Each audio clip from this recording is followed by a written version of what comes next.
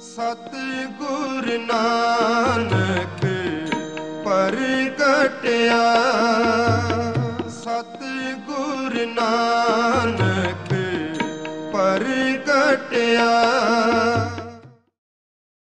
Baisakhi is the first day of the traditional Indian calendar, when farmers celebrate the harvest.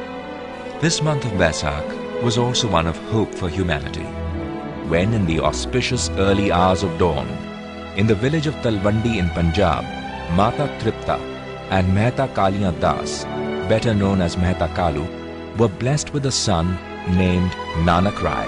Satgur Nanak Pargatya Miti Tund Jag Chanan Hoa Miti Tund Jag Chanan Hoa Satgur Nanak Pargatya. Nanak was their second child, and his sister Nanki was 5 years older than him. His father, popularly known as Mehta Kalu, was the village Patwari, a revenue official. They belonged to the Bedi caste, the traditional scholars of the Hindu scriptures, the Vedas, which are a compilation of hymns of the ancient Aryans. Nanak's poetry and teachings would later reveal a deep knowledge of this philosophy. Nanak was an extraordinary child, with an acute power of observation and a maturity far beyond his years. He grew up to be a gentle, genial child, with a quiet, contemplative side to his nature. Young Nanak had a beautiful singing voice, and while singing, he would often go into a trance and compose hymns in praise of God.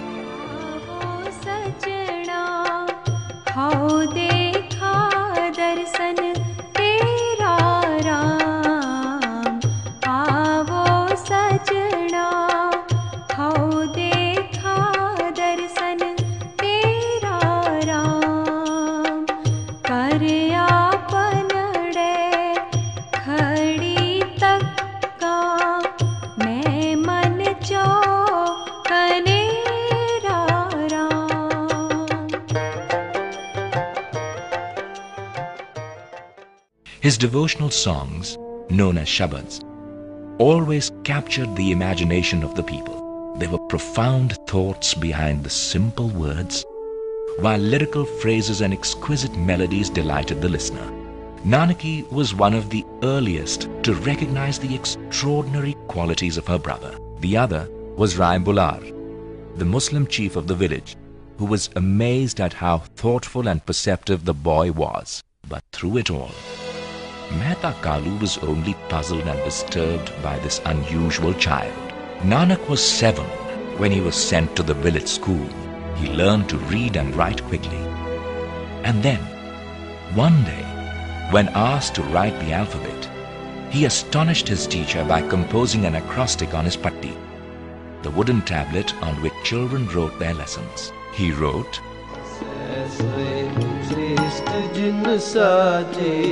Sabna sahib ek pyar, sabna sahib ek pyar.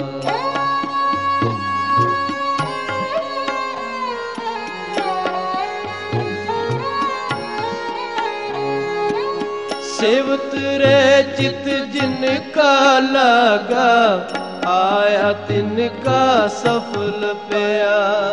मन काहे पूले mood मना, जब लेखा देवे वीरा तो पड़या.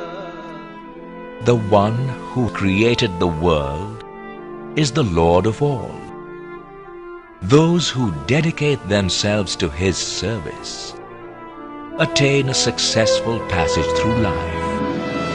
O foolish being, why hast thou forgotten that when thou face judgment, my friend, your deeds are what will be judged? The one and only benefactor is the Lord. He is the true one. those who understand these words of wisdom will face no reckoning. It was not long before the teacher, Gopal Panda, felt he had nothing more to teach Nanak. The boy told him that any learning was incomplete unless one achieved a true knowledge of God. And you could not realize this truth merely by possessing a pile of books. As Nanak said, burn away worldly attachment, crush its tendrils to make ink, use your understanding, make love your pen, and write as the Guru says. Nanak was next sent to the Madrasa, a school in the village mosque, to learn Persian and Arabic. In those days, all official work was done in Persian, and Rai Bular hoped that one day Nanak would succeed his father as the village patwari. Again, Nanak mastered the language so quickly that his teacher, Ruknuddin, marveled. Allah be praised. He is surely a Messiah. Whatever he hears, he remembers.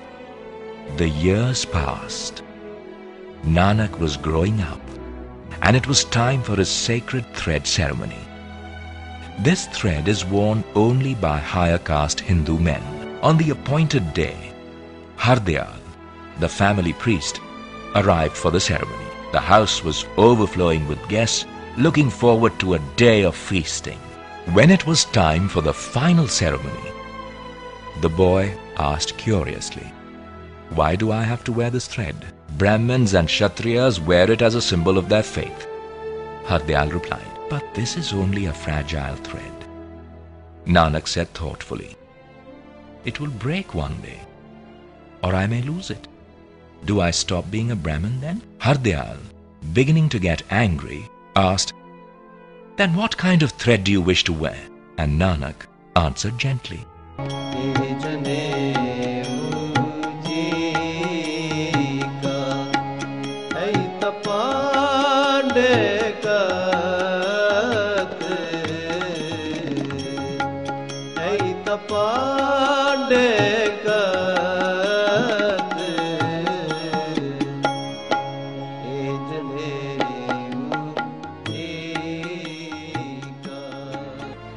"Make mercy thy cotton, contentment thy thread, continence its knot, truth its twist. That would make a janeu of the soul. If thou have it, O Brahman, then put it on me." Rai Bular understood the significance of Nanak's feelings, but Mehta Kalu did not. He was deeply anguished by what he viewed as rebellion by his young son. The older Nanak grew, the more worried Mehta Kalu became. The boy spent his days wandering in the forest, watching the flowers bloom in spring and turn dry and yellow under the scorching summer sun. Then, the benediction of the monsoons would make it come alive again in verdant green. For Nanak, the real mystery lay in understanding the creator of this magical world and why it went through this unending cycle of death and rebirth. However, as a father, Mehta Kalu was a concerned man. He did not understand the ways of his son. He felt Nanak had no ambition and no plans for his life. What was he going to do with the boy who was not able to do the simplest of tasks? Once, when Nanak was sent out to graze the cattle, he spent his time dreaming and singing under a tree, while the cattle wandered into a farmer's wheat field and ate up his crops.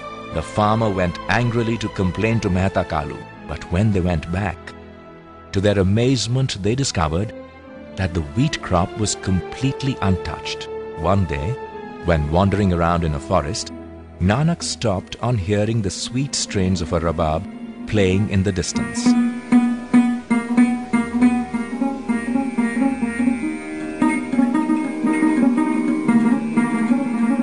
Nanak went up to the young man playing the rabab and asked, "What is your name, my friend?" The man looked up and replied, "They call me Dana, and I make a living playing this rabab for the rich." Nanak smiled and replied, "From this day on, you shall play the rabab in praise of God, and your music shall live on forever." He then christened him Mardana, the brave. Mehta Kalu was not pleased with Nanak's indifferent attitude to life. Nanaki and her mother had a busy time protecting Nanak from his father's anger, and all the while, seemingly untouched by this turmoil, Nanak went his serene way. Satgur Nanak pargatya, miti tund jag chanan hoa, miti tund jag chanan hoa. Satgur Nanak pargatya.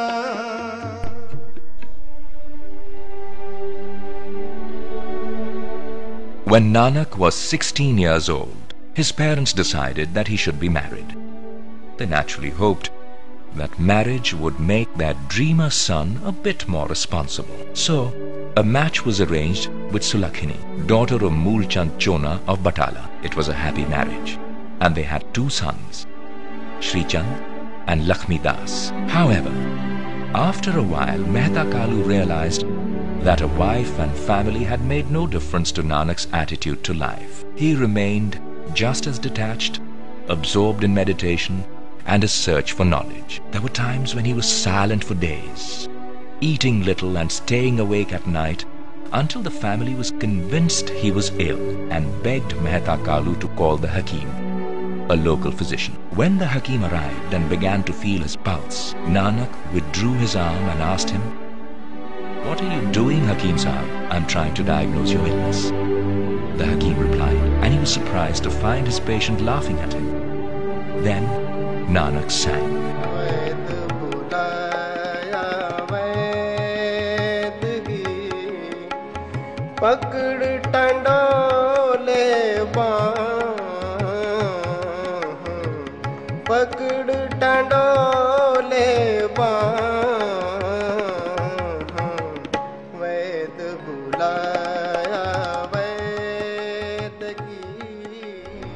The physician is sent for to prescribe a remedy. He taketh my hand and feeleth my pulse. The ignorant physician knoweth not that it is my mind that suffers the pain. The Hakim turned to Nanak's anxious family and admitted that this was a malady he couldn't cure. Then he assured them that they should not be anxious, as they had a truly great being among them. After a while, Mehta Kalu persuaded his son that as a husband and father, it was time he showed some enterprise and earned a living. He instructed Nanak to go to the wholesale market to buy goods and then sell them in the village for a profit. Bala, a family servant, was sent along with him. On the way, Nanak met a group of holy men with whom he started a conversation. When he learnt that they had not eaten for days, he promptly bought groceries for them with the money his father had given him. He then realized that winter was near and these holy men did not have enough clothes. So he gave them the rest of his money and happily wandered home empty-handed. As they reached the outskirts of Talwandi, Nanak was in a dilemma. How was he going to explain to his father what he had done? He sat under a tree, wondering what to do. News travels fast in a village, and hearing of his son's latest adventure, Mehta Kalu came rushing, demanding an explanation. "Father, you had asked me to make a profitable bargain, a sacha sauda," Nanak said. "What better profit could one have in this world and in the next than being blessed by feeding the poor and holy?" However, Mehta Kalu did not think the explanation was good enough, and Rai Bolar had to intervene to calm him down. At this time, Nanaki and her husband, Jairam, came to Talwandi. Jairam was a steward in the house of the governor of Sultanpur, Nawab Daulat Khan Lodhi. Understanding the situation, he offered to take Nanak with him and find him a job in the Nawab's office.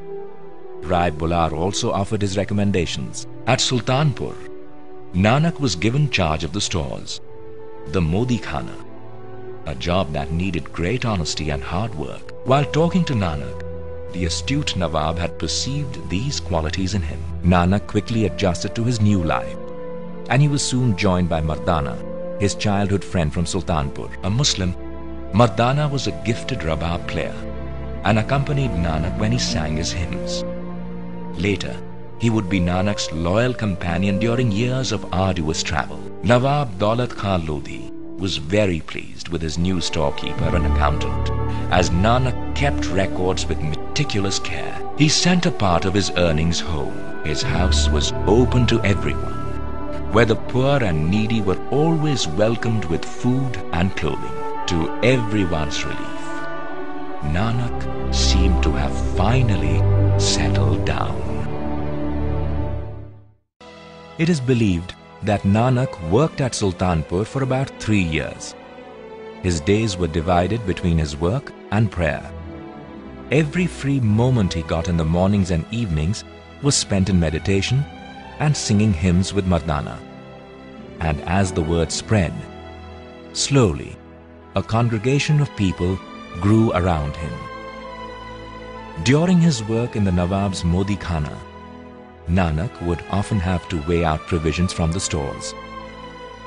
People were puzzled by the fact that often while weighing, if he reached the number 13, which is Tera in Hindi, he would chant it repeatedly as if in a trance. Few realized that Tera also means thine. What Nanak meant was, I am thine, O Lord. Then, one morning, as usual, Nanak and Mardana went to the river Vain for their bath. Nanak plunged into the water, but to Mardana's surprise, he did not emerge again. After waiting for a while, Mardana ran back to town, desperately calling for help, who sent his best divers to search the river. People came running out of their homes, and the news also reached the Nawab, but Nanak was nowhere to be found. Finally, people came to the sad conclusion that he had drowned, and his body had been carried away by the river. At the time, some malicious people even spread the rumor that Nanak had actually embezzled funds from the store and run away. But when the accounts were checked, they were in perfect order. It is said that for 3 days, people grieved for Nanak, and then one day, he suddenly reappeared. For quite a while, Nanak did not utter a word. When he finally broke his silence, his first words were, There is no Hindu, there is no Musalman. Nanak was now a spiritually transformed man. There was a tranquil glow on his face, a meditative serenity, and a new purposefulness in his demeanor. He was no longer Nanak, the dreamy-eyed youth from Talwandi. He was Guru Nanak, a man in communion with God, with the mission to propagate God's name and the virtues of truthfulness and honest living.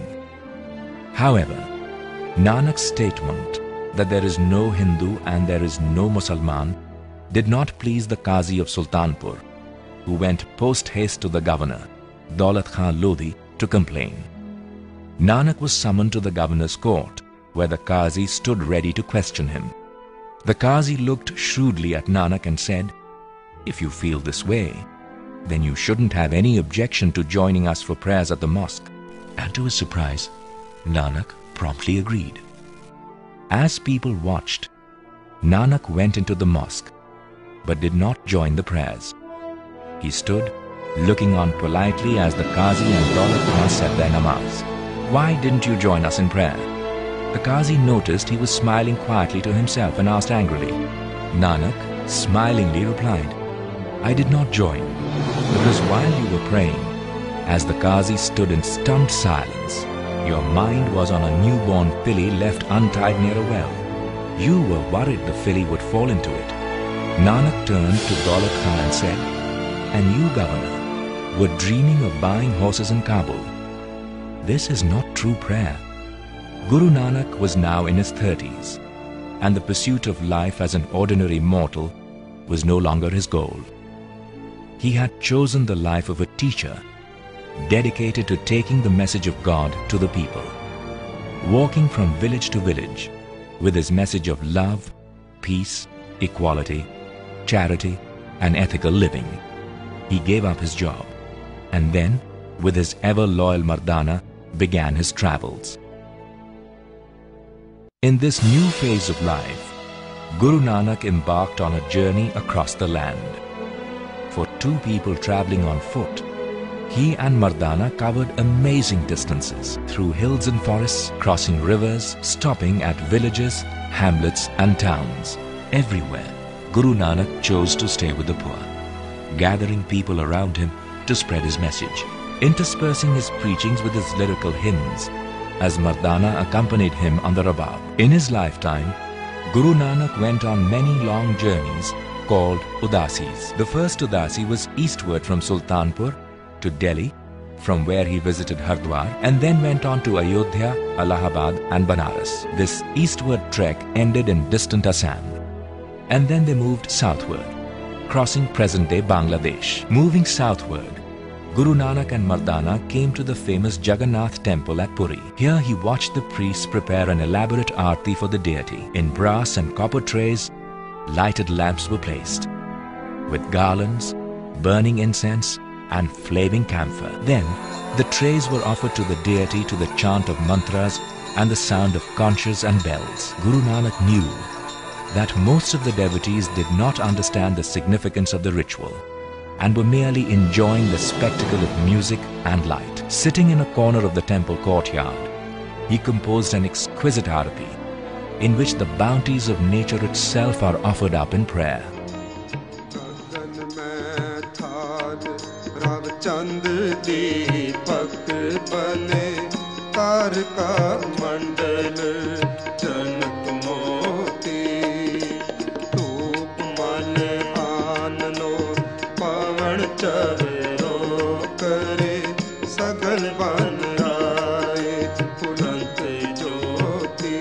कैसी आरती होए, कैसी आरती होए, पावे खंडना तेरी आरती. The firmament is thy salver, the sun and moon thy lamps, the galaxy of stars as pearls strewn. A mountain of sandal is thy joystick. All the woods and vegetation, all flowers that bloom, take their colors from thy light. After Puri, Guru Nanak travelled deeper south to visit temple towns like Kanchipuram and Nagapattinam, and it is said that he even crossed the sea to reach Sri Lanka and went on to Batikaloa and Anuradhapura. The first Udasi lasted 12 long years, and then they returned to Talwandi as Mardana was homesick. But Nanak's mission was not complete. Before he began his next journey, Guru Nanak stopped at Sultanpur to visit his sister Bebe Nanki. That day, working in the kitchen, she was missing her beloved brother. फूल का पकानिया कर कर पेड़े तेरे नाम नु ते आनिया कर कर पेड़े तेरे नाम नु ते आनिया करेंगी तू याद जदों पूछ जावा से करेंगी तू याद जदों पूछ जावा से कड़ी नाल मेरे तेरा इकरार.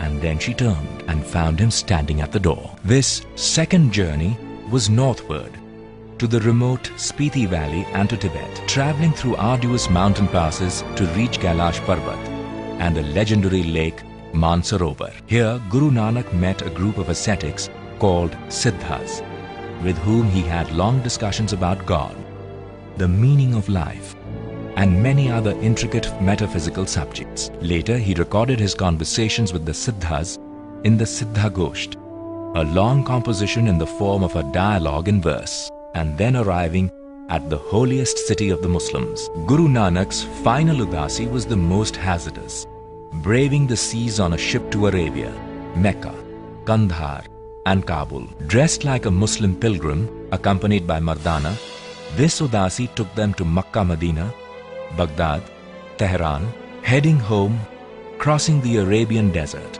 and the mountains of Afghanistan. The terrible cycle of invasions had started again, and surveying the devastation around him, the poet in him wrote in anguish and sorrow. When Guru Nanak reached Punjab, it was the early 16th century, and the Mughal invader Babur was laying the land waste, robbing and killing people, destroying homes and burning crops. O Lord, you protected Khorasan, and Hindustan you terrified. You took no blame upon yourself, but disguised death as the Mughal. His followers were growing day by day and had spread across the land. Guru Nanak realized it was now time to establish a proper order among his disciples. Finally, Guru Nanak's travels were over. He and Mardana were growing old.